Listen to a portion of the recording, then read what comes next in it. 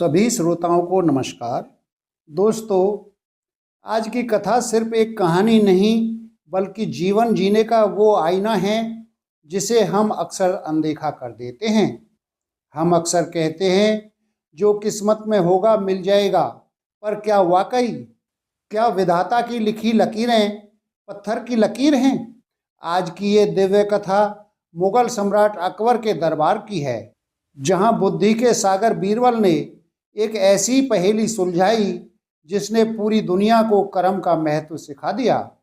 तो चलिए चलते हैं उस दौर में जहां न्याय और बुद्धि का संगम होता था। एक सुबह शहंशाह अकबर बेहद सोच में डूबे हुए थे। उनके सामने एक पहुंचे हुए ज्योतिषी बैठे थे। ज्योतिषी ने दावा किया, शहंशाह, इंसान चाहे हिमालय हिला दे, पर जो उसकी हथेली में लिखा है उससे एक रत्ती ज्यादा उसे नहीं मिल सकता। अकबर ने खिड़की से बाहर देखते हुए पूछा, बीरबल, क्या तुम इस बात को मानते हो? बीरबल अपनी जगह से उठे, झुककर सलाम किया और मुस्कुराते हुए बोले, हजूर, ज्योतिषी जी आधा सच कह रहे हैं। भाग्य वो दरवाजा है जो खुलता जरूर है, पर उस दरवाजे तक चलकर जाने के लिए पैरों में कर्म की शक्ति चाहिए होती है। बिना कर्म के राजा के हाथ की लकीरें भी उसे भिखारी बना सकती हैं। शहंशाह को ये बात पसंद नहीं आई। उन्होंने कहा, बीरबल, इसे साबित करो। बीरबल ने दो ऐसे कैदियों को चुना जिन्हें मौत की सजा मिली थी। एक का नाम था कासिम और दूसरे का था नेमत। ज्योतिषी ने दोनों के हाथ देखे। ज्योतिषी ने भविष्यवाणी की, शहंशाह, कासिम के हाथ में तो साक्षात राजयोग है।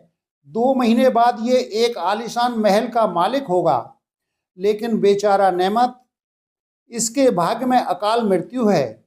2 महीने बाद एक भयानक दुर्घटना में इसकी जान चली जाएगी। अकबर ने आदेश दिया, ठीक है, इन दोनों को 2 महीने तक अलग अलग कोठरियों में रखा जाए। इन्हें वो सब दिया जाए जो ये चाहें। देखते हैं 2 महीने बाद किस्मत जीतती है या बीरबल का कर्म। अब सुनिए असली खेल। कासिम को जब पता चला कि वो राजा बनने वाला है तो उसका अहंकार 7वें आसमान पर पहुंच गया। उसने सोचा, जब राजा बनना ही है तो मेहनत क्यों? उसने कसरत छोड़ दी।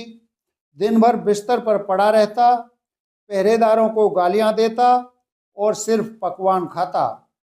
उसका शरीर सुस्त हो गया, दिमाग में जंग लग गया और वो एक अहंकारी बीमार इंसान बन गया। दूसरी तरफ था नेमत। उसे पता था कि वो मरने वाला है। उसने सोचा, अगर मौत सामने है तो क्यों न अपने आखिरी दिन खुदा की इबादत में बिताऊं। उसने अपनी गंदी कोठरी को साफ करना शुरू किया। वो रोज घंटों पसीना बहाता, अपनी कोठरी की टूटी दीवारों की मरम्मत करता और खुद को चुस्त रखता ताकि मौत के सामने वो कायर ना दिखे। 2 महीने बीत गए। दरबार सजा। सबसे पहले कासिम को लाया गया। वो इतना मोटा और बदतमीज हो चुका था कि उसने शहंशाह को सलाम तक नहीं किया। अकबर ने उसे देखा और घृणा से भर गए। अकबर बोले, ये शख्स राजा बनने लायक नहीं, ये तो जानवरों से भी बदतर है।